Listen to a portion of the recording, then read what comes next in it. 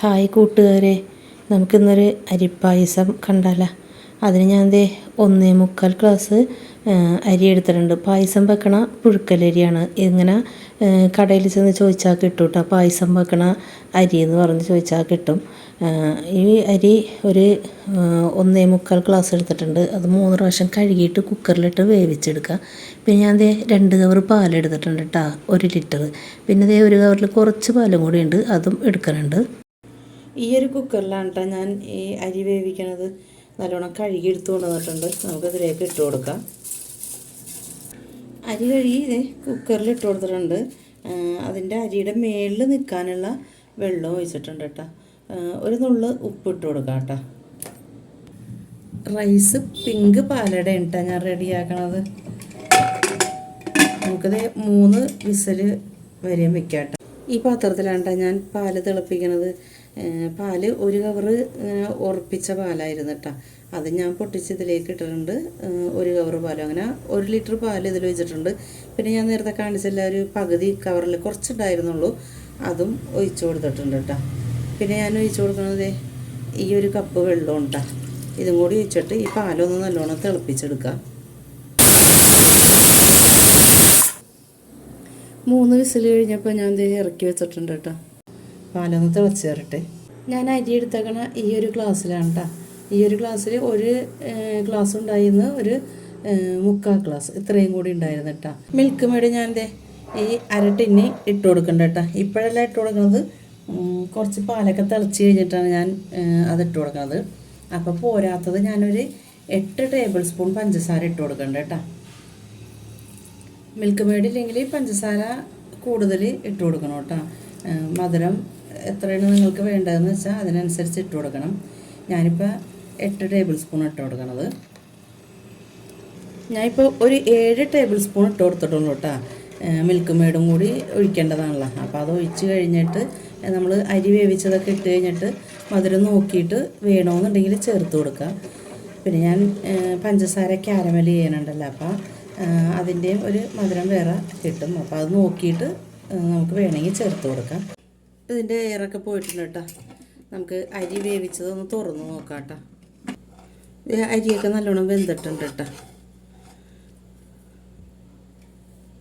അരിയൊക്കെ നല്ലോണം വെന്തിട്ടുണ്ട്. നമുക്കിനി ഈ അരി തിളപ്പിക്കാൻ വെച്ച പാലുണ്ടല്ലോ, അത് തിളച്ച് വരുമ്പോൾ അതിലേക്ക് കോരി ഇട്ട് കൊടുക്കാം കേട്ടോ. നമുക്ക് അരി ഈ പാലിലേക്ക് ഇട്ട് കൊടുക്കാം കേട്ടോ. എന്നിട്ട് നല്ലോണം ഒന്ന് മിക്സ് ചെയ്തെടുക്കാം കേട്ടോ. കുറേശ്ശെ ഇട്ട് കൊടുത്തിട്ട് മിക്സ് ചെയ്തെടുക്കുക. എന്നിട്ട് പിന്നെ ബാക്കി പാലിൽ കിടന്ന് അരി ഒന്നും കൂടി ഒന്ന് തിളക്കട്ടെ കേട്ടോ. അപ്പോൾ അത് ഞാൻ 2 തവി ഇട്ട് കൊടുത്തിട്ടുണ്ട്. നല്ലോണം ഒന്ന് മിക്സ് ചെയ്ത് കൊടുത്തിട്ടുണ്ട്. ഇതുപോലെ എല്ലാം ചെയ്തെടുക്കാം കേട്ടോ. ലോ ഫ്ലെയിമിലിട്ടിട്ട് നല്ലോണം വേവിച്ചിട്ടതാണ് കേട്ടോ. നല്ലോണം തിളച്ച് കഴിഞ്ഞപ്പോൾ ലോ ഫ്ലെയിമിലേക്ക് ഇട്ടിട്ട് ഒന്ന് വേവിച്ചെടുത്തിട്ടുണ്ട്. പാലിൽ കിടന്നാണ് ഈ അരി വെന്തക്കണത്. പിന്നെ കുക്കറിൽ വേവിച്ച് കഴിഞ്ഞിട്ട് കേട്ടോ. നമ്മൾ ഇനി എടുത്ത് വെച്ച മിൽക്ക് മേഡില്ലേ, അത് നമുക്ക് ഒഴിച്ചു കൊടുക്കാം കേട്ടോ. ഇപ്പം ഞാൻ ഈ അരിയൊക്കെ ഇട്ട് കഴിഞ്ഞിട്ട് ഒന്ന് മധുരം നോക്കി കഴിഞ്ഞിട്ട് നമ്മൾ 7 ടേബിൾ സ്പൂൺ പഞ്ചസാരയാണ് ഇട്ട് കൊടുത്തത്. മധുരം നോക്കിയപ്പോൾ ഒരു നേരിയ മധുരമുള്ളൂ കേട്ടോ. ഇത് ഒഴിച്ചു കൊടുത്തിട്ട് മധുരം നോക്കിയിട്ട് വേണമെങ്കിൽ ഇട്ട് കൊടുക്കുക. പിന്നെ നമ്മളൊന്ന് കുറച്ച് പഞ്ചസാര ക്യാരമൽ ചെയ്യുന്നുണ്ട്. അപ്പം ഞാൻ പറയാം എത്ര സ്പൂണാണ് ഇടുന്നതെന്ന്. നമുക്കിതിലേക്ക് ഏലക്ക ചതച്ചത് ഇട്ട് കൊടുക്കാം കേട്ടോ. ലോ ഫ്ലെയിമിൽ വെച്ച് കൊടുത്തൊക്കെ കേട്ടോ. ഇപ്പം ഞാൻ മിൽക്ക് മേഡൊക്കെ ഇട്ടിട്ട് ഞാൻ ഏലക്കപ്പൊടി ഇടുന്നതിന് മുമ്പ് ഒന്ന് മധുരം നോക്കി കേട്ടോ. അപ്പോൾ വലിയ മധുരമൊന്നും അങ്ങോട്ട് പിന്നെയും ആയിട്ടില്ല. ആ ഒരു നേരത്തെ ഞാൻ പറഞ്ഞല്ലോ, ഒരു ചെറിയ മധുരം ഉണ്ടായിരുന്നുള്ളൂ എന്ന്. ഇപ്പോൾ അതിനേക്കാളും കുറച്ചും കൂടി ആയിട്ടുണ്ട്. മധുരം പഞ്ചസാര ഇടുന്നതില്ലേ, നിങ്ങളിത് ട്രൈ ചെയ്ത് പോകുമ്പോൾ നിങ്ങളുടെ ഇഷ്ടത്തിന് പഞ്ചസാര ചേർത്ത് കൊടുക്കാം കേട്ടോ. പഞ്ചസാര ക്യാരമൽ ചെയ്യാം കേട്ടോ. അതിന് ഞാൻ മധുരം കുറവായത് കാരണം ഒരു 8 ടീസ്പൂൺ ഇട്ട് കൊടുക്കണ്ട കേട്ടോ. ടേബിൾ സ്പൂൺ 8 എണ്ണം. ഒന്ന് മെൽറ്റായി വരട്ടെ കേട്ടോ. 2-3 വീടിൻ്റെ അപ്പുറം എന്തോ പണി നടപ്പുണ്ട്, അതിൻ്റെ ശബ്ദമുണ്ട്. എന്ത് പണിയാണെന്ന് അറിയാൻ പാടില്ല, നോക്കിയിട്ടൊന്നും കാണുന്നില്ല. ഇതൊന്നും മെൽറ്റായി വരണുണ്ട് കേട്ടോ. അപ്പോൾ അത് നല്ലോണം ഒന്ന് മിക്സ് ചെയ്ത് കൊടുക്കാം കേട്ടോ. ഒന്ന് ഗോൾഡൻ ബ്രൗൺ നിറാവുന്ന വരെയും മിക്സ് ചെയ്തെടുക്കാം.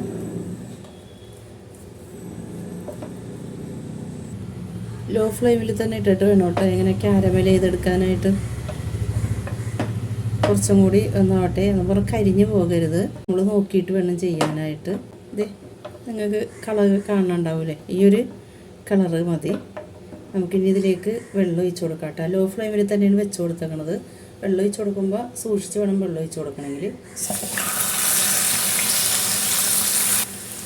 ഇനി ഇതൊന്നും മെൽറ്റായിട്ട് വരട്ടെ.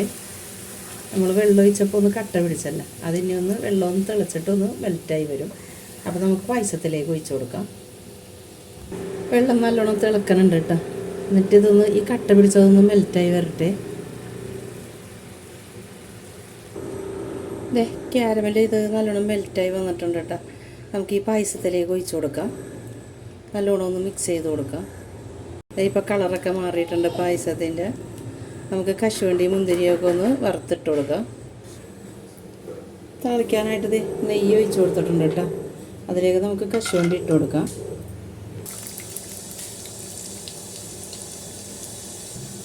ഇനി നമുക്ക് മുന്തിരി ഇട്ട് കൊടുക്കാം കേട്ടോ.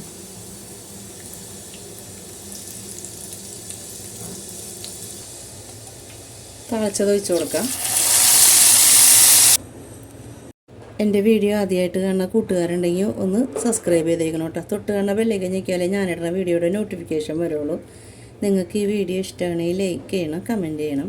നമുക്കിത് ക്ലാസ്സിലേക്ക് സർവ് ചെയ്യാം കേട്ടോ. അങ്ങനെ അരിപ്പായസം റെഡി ആയിട്ടുണ്ട്.